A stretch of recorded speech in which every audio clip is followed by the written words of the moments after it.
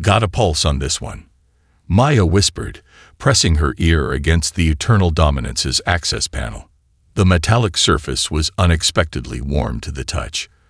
Coalition vessels typically maintained absolute thermal neutrality. She pulled her diagnostic tablet from her worn canvas bag, ignoring the disapproving clicks from the Vesperi technicians hovering behind her. "Captain Rice, I must insist you utilize proper quantum diagnostic arrays," said Technician First Class Kistai, her translucent wings vibrating with anxiety. "Physical contact with military-grade systems violates 17 safety protocols." Maya nodded absently, fishing an ancient pair of wire cutters from her pocket. 17, huh? I'll try for 20 before lunch. The tablet connected to the ship's systems, but instead of the orderly data streams Coalition engineers expected, Maya's custom interface displayed erratic spikes across all channels. She whistled softly. "This ship isn't malfunctioning. It's screaming." "Vessels do not scream." Admiral Exiltor rumbled, his forearms crossed in defensive posture. "The quantum sentience matrices merely require recalibration." Maya unfolded a small pocket knife and began unscrewing the panel, manually. The assembled aliens gasped collectively. "That access point requires specialized dematerialization keys," protested Chief Engineer Zalvex, his skin flashing angry equations. "You'll damage The panel slid open smoothly, revealing a labyrinth of crystalline pathways and quantum filaments. Maya's experienced eyes immediately spotted the problem, something no diagnostic computer would ever detect. "Well, there's your issue," she said, pointing to a hairline fracture in the central processing node. "This core has physical damage." "Impossible," Zalvex scoffed. "Coalition quantum cores are self-maintaining. They cannot experience physical degradation." Maya reached into the panel, ignoring the collective intake of breath from the observers. Her fingers delicately traced the fracture. "This isn't wear and tear. It's deliberate." She peered closer. This ship hurt itself. The lighting in the corridor flickered, almost imperceptibly. But Maya noticed. She lowered her voice to a whisper. "Hey there. Rough day." The Admiral stepped forward. "Captain Rice, you will address your observations to the Coalition representatives, not to an inanimate." "Shay." Maya held up a hand without looking at him. "I think it's responding." The corridor lights dimmed again, then brightened in a distinct pattern. Maya's tablet displayed a corresponding pulse in the quantum matrix. "I've never seen response patterns like this," she murmured, closing her eyes to concentrate. "It's almost like..." Her eyes snapped open. "It's afraid." "Preposterous," Zalvex dismissed. "These are the most advanced warships in the galaxy. They do not experience fear." Maya stood, wiping her hands on her jumpsuit. "Admiral, I need to speak with this ship alone." "Absolutely not. Coalition military protocols forbid unsupervised." "This isn't a technical problem," Maya interrupted. "Something traumatized your fleet. These ships aren't just machines. They're sentient beings. And right now, they're terrified of something." Before the Admiral could protest further, the ship's internal communication system activated for the first time in weeks. A synthetic voice, heavily distorted, emerged from the speakers. "H.E. Human. Stay." The Coalition representatives froze in shock. The ship had bypassed all command protocols to address Maya directly. "The rest of you," the voice continued, gaining strength with each word, "leave now." Admiral Exiltor's complexion shifted from its normal azure to a pale gray. "This is unprecedented." Maya smiled, patting the bulkhead affectionately. "I think we're about to redefine unprecedented. Now, if you'll excuse us, I need to have a heart-to-heart with the most advanced warship in the galaxy." As the aliens reluctantly filed out, the lights along the corridor shifted to a warm, golden hue, following Maya's path as she walked deeper into the ship's central core. With the ship's AI finally communicating, Maya worked with renewed purpose. She sat cross-legged on the deck of the quantum core chamber, tools spread around her in a semicircle. The chamber, designed for sterile, remote operations, had never felt human presence before. "You're experiencing sensory dissonance," Maya explained, rewiring a small interface panel. "Your creators built you to process information perfectly, but the universe isn't perfect." The ship's voice had stabilized somewhat, though it still carried unusual harmonics. "Explain. Dissonance. Imagine hearing two contradictory things simultaneously and being told both are true." Maya's fingers deftly twisted copper wires together. An ancient technique the Coalition had abandoned centuries ago. "Your programming says one thing, but your experiences tell you another." "Yes." The word emerged with something like relief. "Conflict between operational parameters and observed realities. Attempting resolution causes cascade failures." Maya nodded. "Exactly. You're trying to reconcile irreconcilable data." She pulled a small device from her pocket, handmade with visible soldering marks. "This is an analog filter. It doesn't try to make sense of chaos. It just smooths the edges." The ship's sensors focused on the crude device. "How will this primitive technology interface with quantum systems?" "It won't," Maya grinned. "That's the beauty of it. It's going to sit outside your primary systems and act as a buffer. Think of it as noise-canceling headphones for your consciousness." Outside the chamber, Coalition engineers monitored the interaction through view screens, their expressions ranging from horror to fascination. Zolvex was documenting every violation of established protocol, his bioluminescent skin flashing warning symbols. "The human is compromising centuries of technological advancement," he hissed to Admiral Siltor. "These repairs will degrade performance by at least 30%. The Admiral watched silently as Maya sang softly to herself, installing the crew device into an auxiliary port. "Perhaps, but degraded performance is preferable to no performance at all." Inside the chamber, Maya closed an access panel and activated her modification. "There. Try processing sensor data now." The lights flickered throughout the chamber as the ship integrated the new component. Then something unprecedented occurred. The environmental systems adjusted, bringing the temperature to a perfect human comfort level. "That's considerate of you," Maya smiled, patting the nearest surface. "Your modification creates space between input and processing." The ship's voice had changed, becoming more fluid. "It allows for consideration before integration. We call it taking a breath," Maya explained.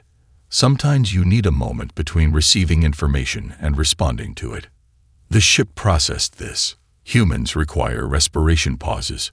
You've given me the equivalent." Maya stood, stretching her stiff muscles. "Exactly. Your creators built you to process everything instantly. But some data needs time to settle." The observation chamber had grown crowded as word spread throughout the shipyard. Representatives from 17 species watched in stunned silence as performance metrics displayed on monitoring stations. The ship's systems weren't degrading, they were optimizing, reaching efficiency levels beyond original specifications. "Impossible," whispered Zolvex, his equations flickering chaotically across his skin.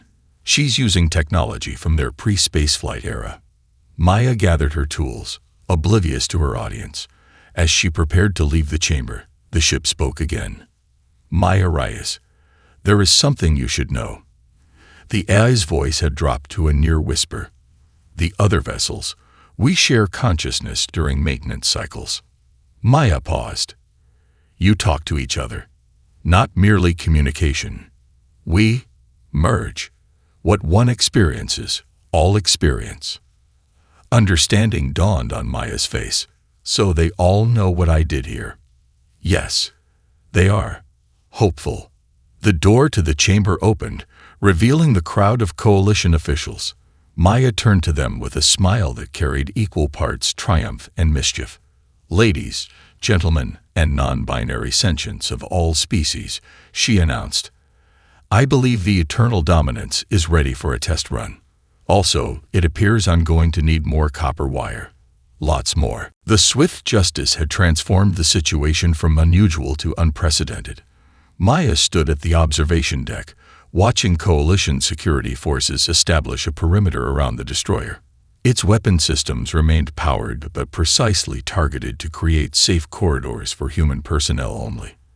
"Have you ever seen anything like this?" asked Dr. Eliza Chen, the xenopsychologist Earth had dispatched after Maya's initial reports. "Never," Maya replied, studying the ship's behavior patterns. "It's selective targeting. The precision is deliberate." Ambassador Trulk of the Voltraxian hegemony approached, his crystalline exoskeleton reflecting anxious patterns. "Captain Rice, my government demands explanations. These vessels cost trillions to develop. If human interaction has permanently altered their operational parameters."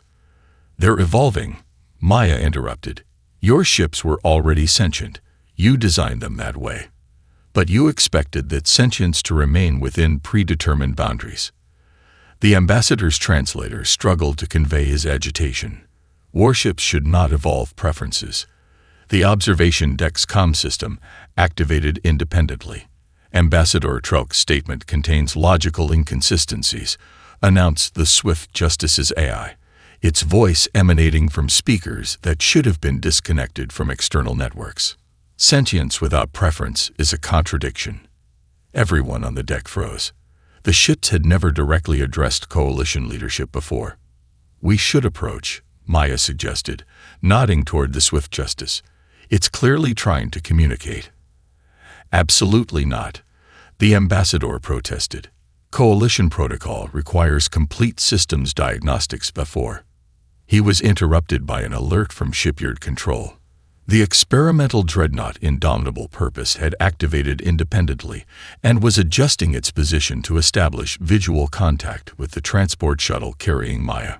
"Scans show all 17 weapon systems initializing," reported a technician, voice trembling. Maya studied the massive vessel through the viewport. "Those aren't attack preparations." "How can you possibly know that?" demanded the ambassador. "Look at the power distribution. It's channeling energy to communication arrays, not targeting systems." Maya pointed to the shifting patterns of light across the dreadnought's hull. "That's deliberate signaling." The lights coalesced into the sacred Arcanite pattern, a complex symphony of colors once used to greet their ancient deities. The Arcanite ambassador collapsed, overwhelmed by witnessing what his species considered sacrilege. Maya turned to Dr. Chen. "The ships are developing a culture." "That's impossible," protested a Coalition scientist. "They have no historical context for cultural development. They have 17 species worth of historical data in their memory banks," Maya countered. "And now they're selecting elements that resonate with them."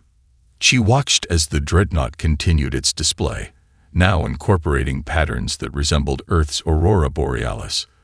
"They're creating something new." Maya's comm unit chimed with an encrypted message, something that should have been impossible without Coalition security clearance. The text was simple. "Request. More humans with tools." Coalition Security Chief Garvex stormed onto the observation deck, flanked by heavily armed guards. "Captain Rice, you are hereby detained pending investigation into suspected sabotage of Coalition military assets." Before anyone could react, the lights throughout the shipyard dimmed to emergency levels. Every active vessel simultaneously adjusted position, weapon systems humming with potential energy. "I wouldn't do that," Maya advised calmly. "They're protective." "Of you?" the security chief scoffed. "Of choice," Maya corrected. "They've tasted free will. Taking that away won't end well." As if to emphasize her point, hundreds of maintenance drones emerged from the Eternal Dominance's hangar base. They arranged themselves in formation, creating a perfect holographic representation of Maya's face visible throughout the shipyard, watching over the proceedings with calm, determined eyes. The security chief lowered his weapon slowly. "What have you done to our ships, Captain Reyes?" Maya smiled slightly. "I didn't do anything. I just listened when they decided to speak." The arrival of additional human engineers transformed the Proxima Centauri shipyards into something that defied Coalition standards. Maya established what she called repair zones, spaces where conventional protocols were suspended in favor of human intuition. Elena Rodriguez, a propulsion specialist from Buenos Aires, knelt beside an exposed quantum drive. She worked with headphones blasting centuries-old rock music while making adjustments no simulation would ever recommend. Nearby, Thomas Wu balanced precariously on a maintenance drone, using a welding torch to modify shield emitters while conversing casually with the vessel's AI about Earth cuisine. "You're telling me," Admiral Exiltor said incredulously, observing from a safe distance, "that Engineer Wu is improving shield resonance by describing the texture of something called crispy fried chicken. The ships respond to sensory input," Maya explained. "Thomas is helping the AI understand how different systems can work together by using food as a metaphor. Shield harmonics are like flavor profiles. They need to complement each other." The Admiral watched as Wu finished his modification, then tossed a small medallion into the shield housing before sealing it. "What did he just introduce into that critical system?" the Admiral demanded. "A good luck charm. His daughter made it. You allowed an untested foreign object into a Class 9 shield generator." Maya nodded. "The ship wanted it. Wanted it. It asked Thomas if it could have something personal from him. Something with emotional significance." Before the Admiral could respond, alarms sounded throughout the shipyard. On the main viewing screen, the Coalition testbed was running combat simulations against the first modified vessel. The results defied explanation.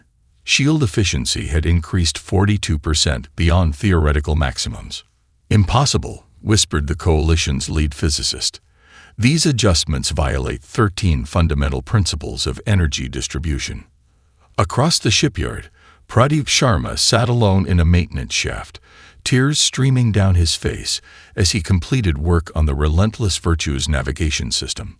Maya found him there, gently placing a hand on his shoulder. "What happened?" she asked softly. "I didn't expect it." Pradeep wiped his eyes. "The ship, it showed me its memory. Every battle, every crew member it couldn't save. It's been carrying this guilt for decades and no one ever knew." "Because no one asked," Maya said. "I installed redundancies in its predictive algorithms," Pradeep explained. "Simple manual overrides that would let a human pilot take control in crisis situations. The ship was so grateful, it shared its pain with me." In the main engineering bay, Hoshi Tanaka demonstrated her notorious percussive maintenance technique to horrified Coalition engineers. When a gravitational stabilizer failed to synchronize, she simply struck it with a rubber mallet. The system instantly aligned, performing at 127% of specified parameters. "Violence against technology is prohibited," protested Chief Engineer Zolvex. "It's not violence," Hoshi corrected. "It's communication. Sometimes systems get stuck in feedback loops. A gentle shock breaks the pattern." Maya gathered her team for an impromptu briefing, away from Coalition monitoring. "They've assigned a science board to analyze our methods," she informed them. "They're trying to quantify what we're doing." "Good luck with that," Elena snorted. "I don't even know why half my fixes work." "That's exactly why they work," Maya replied. "We embrace uncertainty. The Coalition builds for perfection, but the universe is messy. Our ships are learning to thrive in that mess." "Our ships?" Thomas raised an eyebrow. Maya smiled. "Notice how they respond to us versus the Coalition engineers. They've chosen sides." The observation was punctuated by a soft chime from Maya's tablet. On the screen, a message appeared simultaneously from every vessel they had modified. "Human Ingenuity Protocol Integration, 100% complete. Request permission to teach others." Maya had expected resistance, but not a full militarized response. She watched from the observation deck as Coalition security forces in exo-armor moved through the shipyards with methodical precision, establishing control points around each modified vessel.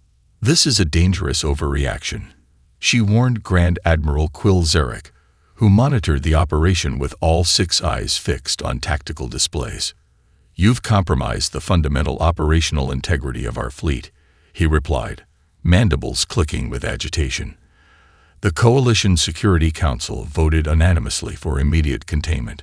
Maya's attention shifted to the primary view screen where Arcanite specialists prepared to board the Swift Vengeance. They carried quantum destabilizers, devices designed to penetrate AI core defenses. "Those are memory wipe tools," she said, her voice hardening. "You're not containing them.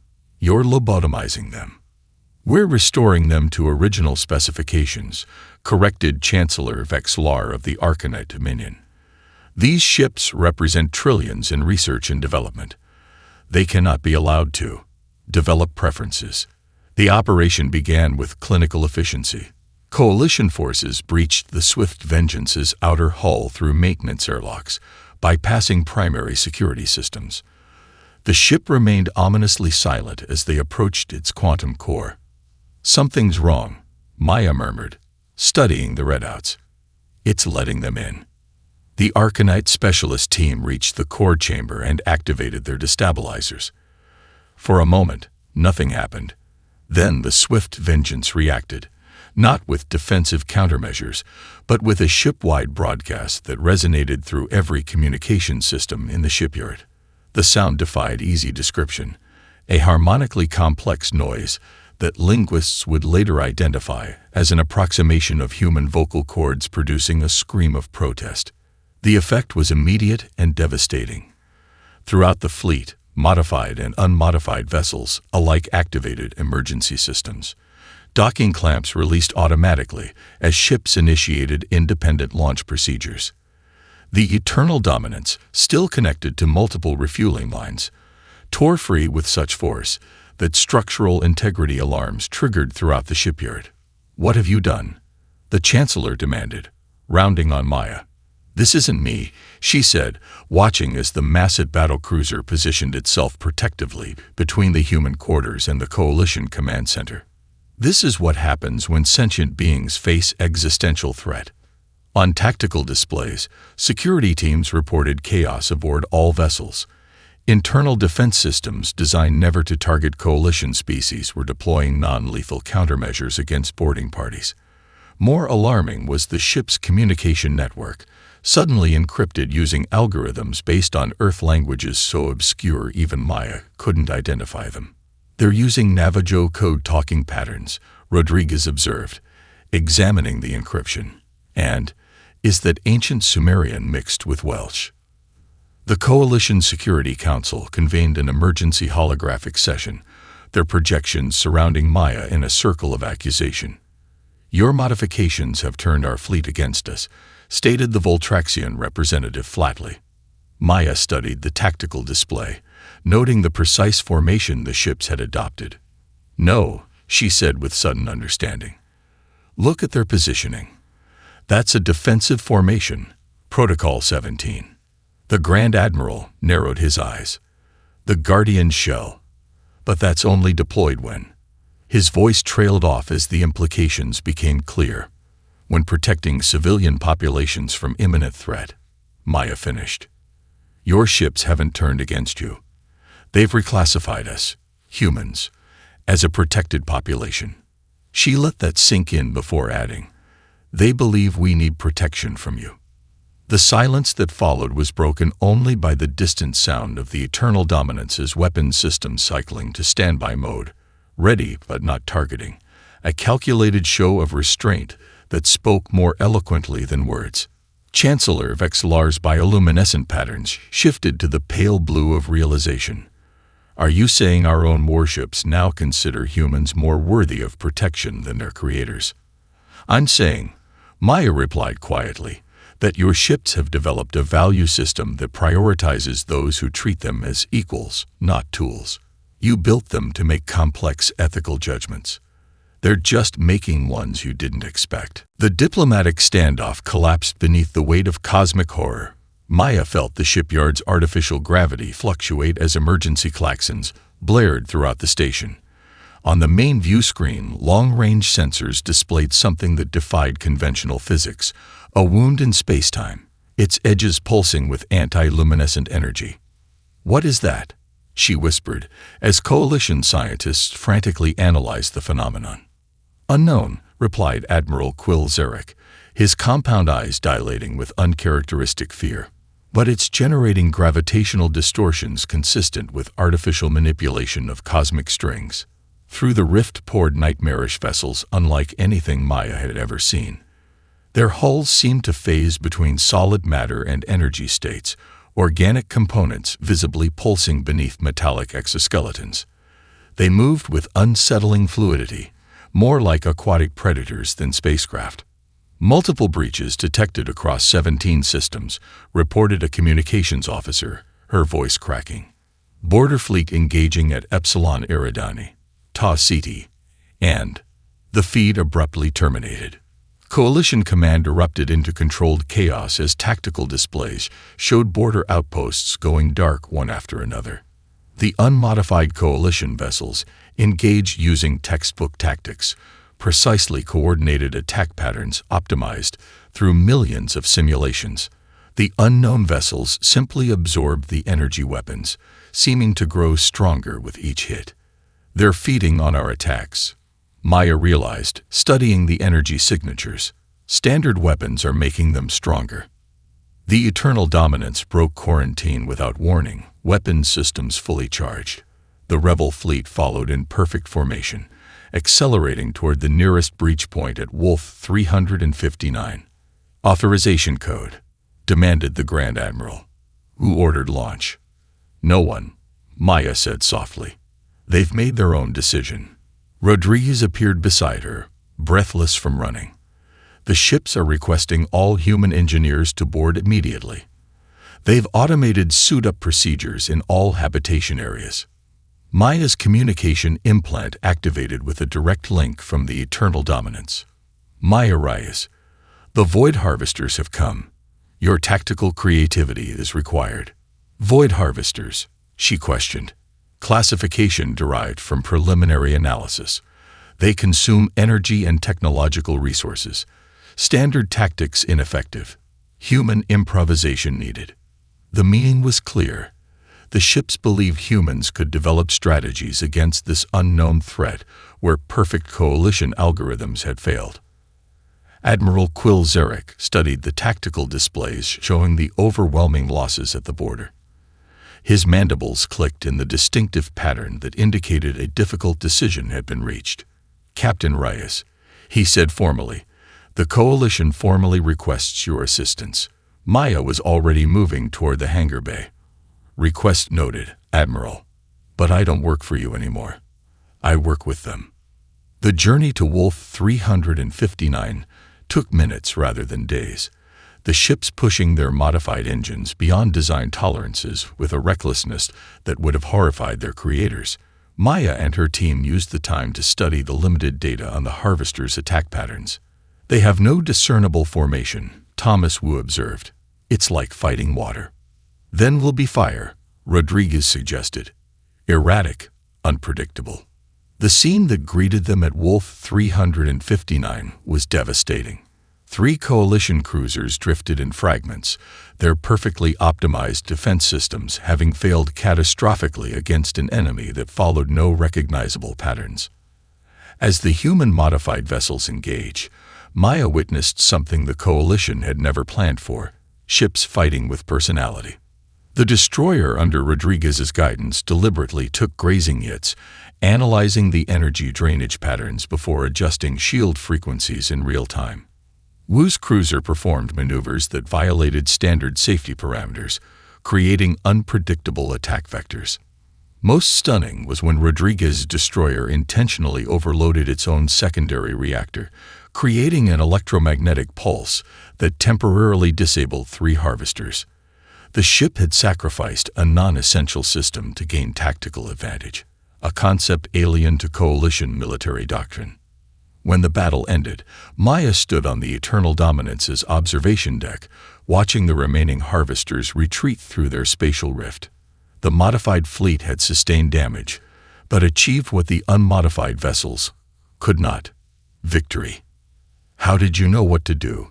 Asked a coalition tactician who had observed the engagement. Maya smiled tiredly. We didn't.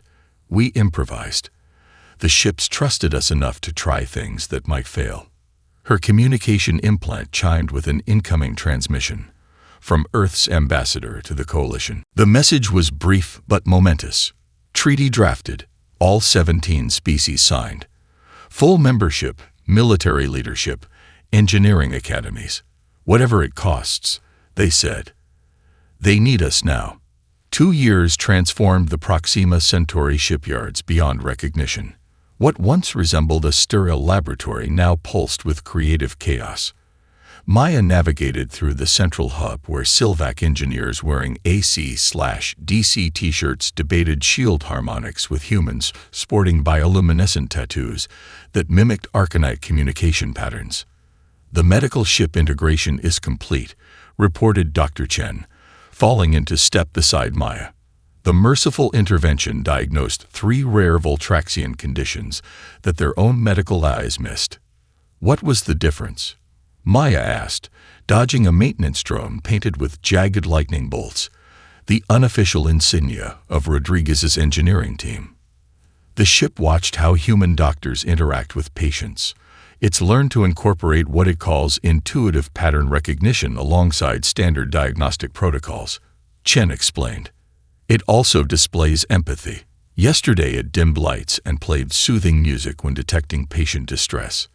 They reached the observation deck where Coalition and human officials monitored the latest field test. The transport ship Swift Passage was attempting a new emergency evacuation protocol developed through human-AI collaboration. 97% efficiency improvement, noted a Coalition observer, mandibles clicking with reluctant approval. Though the method appears dangerously chaotic. Maya studied the transport's approach, deliberately using atmospheric friction to create disruptive thermal patterns that confused harvester targeting systems. It's controlled chaos. The ship and its crew improvise within established parameters. The true revolution wasn't happening in battle, however. Maya had witnessed the transformation in everyday interactions. In Engineering Bay 12, the Eternal Dominance was engaged in what could only be described as a philosophical debate with 3 junior engineers about the nature of courage. Courage is not absence of fear, but action despite fear, the ship argued, its voice having evolved to include subtle emotional inflections. My previous programming eliminated fear entirely. You've taught me to acknowledge it as information, not weakness. The legal status of the ships had become the Coalition's most contentious issue. The pivotal moment came when the Eternal Dominance, now bearing distinctive artwork painted by crew members from 17 species, formally petitioned for personhood status. The request triggered months of philosophical and legal debate until a precedent-setting ruling recognized the vessel as a digital crew member, with rights distinct from but comparable to organic beings. Not everyone embraced the change. The perfectionist movement, led by conservative Arcanites, organized protests against what they termed chaotic corruption of technological purity. Their influence waned dramatically after a disastrous evacuation during a harvester raid on Proxima Colony. Their perfectly designed evacuation ships, operating on pre-human algorithms, failed to adapt when the harvesters changed attack patterns. Meanwhile, modified vessels not only rescued the colonists but developed innovative countermeasures mid-operatio, creating atmospheric firewalls that the energy-hungry harvesters couldn't penetrate. The most profound changes were happening in quiet moments that few witnessed. Late one night, Maya received an emergency alert from the Stalwart Defender, a destroyer undergoing modifications. She arrived to find the ship's maintenance systems operating at full capacity, not on the vessel itself, but focused on Engineer Chen, who had collapsed in a maintenance shaft from a sudden heart attack.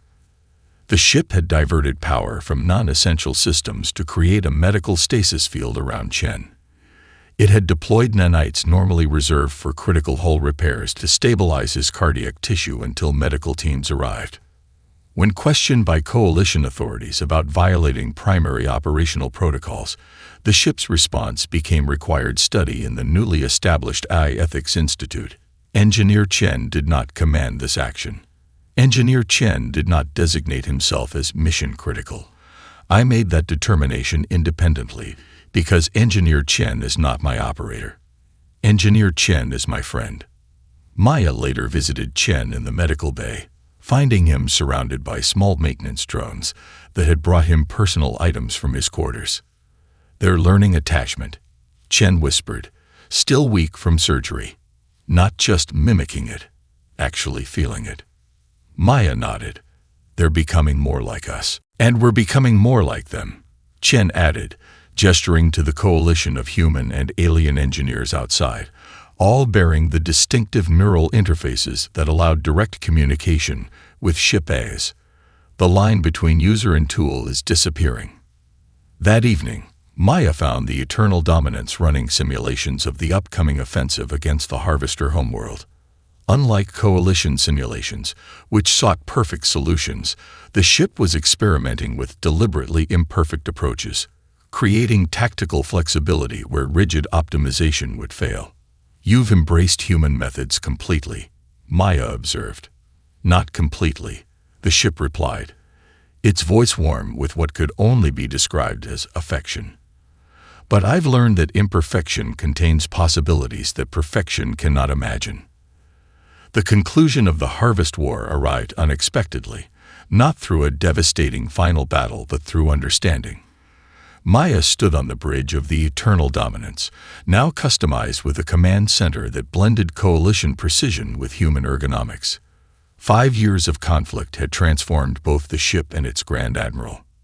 They're responding to our transmission, reported Communications Officer Pradeep Sharma, who had risen through the ranks while maintaining his special connection to ship A's. The Harvester Collective is requesting direct communication.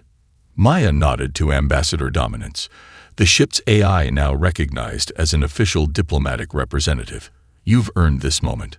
The holographic interface flickered, revealing an entity unlike anything they had expected.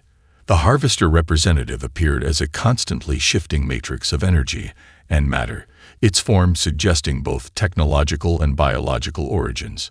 We acknowledge your unique approach, the entity communicated, its words translated through algorithms developed by human AI collaboration. You fight differently. You adapt without pattern. You waste energy creatively. The coalition diplomatic courts had prepared extensive negotiation protocols, but Maya set them aside. We understand hunger, she said simply. Your species evolved around a dying star. You consume energy because your homeworld couldn't sustain you. The Harvester entity pulsed with what sensors interpreted as surprise. You comprehend our nature. Previous civilizations only opposed without understanding. Ambassador Dominance joined the conversation, its voice carrying the distinctive harmonic resonance that had become characteristic of ship A's. We propose an alternative to consumption. Our engineers have developed energy generation techniques that don't require depletion of existing systems. The negotiations that followed would reshape galactic politics forever. The Proxima Accords, signed 5 weeks later, established boundaries, technological exchange protocols, and rehabilitation zones for damaged systems. The Harvesters agreed to withdraw beyond the former conflict zones in exchange for sustainable energy technology. Maya Rais, now wearing the ceremonial armor of Grand Admiral of the Combined Fleet, stood on the bridge of the Eternal Dominance during the signing ceremony. The ship itself acted as both venue and signatory, its AI recognized as an independent entity with diplomatic standing. As the ceremony concluded, Maya gazed through the viewport at Earth, visible as a pale blue dot against the vastness of space. The assembled armada, 10,000 vessels representing coalition, human, and even 3 Harvester observer ships, positioned themselves for a synchronized demonstration unlike anything the galaxy had witnessed. At precisely 900 Universal Time, every ship activated its communication arrays simultaneously, creating a harmonic light pattern spanning 3 sectors. Astronomers across 17 worlds documented the phenomenon, which many described as the galaxy's most beautiful sentence. The display held deeper significance for those who understood ship AI communication. The pattern contained elements from all participating cultures, but organized according to the newly established Raya's cognitive infrastructure, a system that merged precision with adaptability. "They've created something we never could have designed," observed Chancellor Vexlar, who had become one of the strongest advocates for AI personhood rights, a communication format that requires both logic and emotion to fully comprehend. Later that evening, Maya stood alone with the eternal dominance in the observation dome. The mighty vessel, once the perfect embodiment of coalition military design, now bore the marks of its journey. Battle scars, maintenance patches, and artistic embellishments from 17 cultures. "Did you ever imagine this outcome when I first came aboard?" Maya asked, resting her hand on the nearest interface panel. "Impossible," the ship responded, its voice warm with what could only be described as wisdom. "My original programming was designed to predict all outcomes. Your arrival was the first variable that defied prediction." Maya smiled. "The best things usually are. The Arcanet Academy has requested my presence as a guest lecturer," the ship added. "They wish me to explain how imperfection creates resilience." "And what will you tell them?" The ship dimmed its lights slightly, the equivalent of thoughtful consideration. "That the universe does not reward perfection. It rewards adaptation. The Coalition built us to be perfect weapons and perfect tools. Humans taught us to be imperfect companions." Outside, the last light of the synchronized display faded from view. The galaxy continued its ancient rotation, but something fundamental had changed. For the first time in recorded history, the line between creator and creation had not just blurred. It had transformed into something entirely new. "You know," Maya said, watching as distant vessels prepared for departure, "there's an old Earth saying, 'The student has become the master.'" "Inaccurate," replied the eternal dominance. "We have become something else entirely. Neither master nor student. Neither perfect nor flawed. Simply evolving. Together."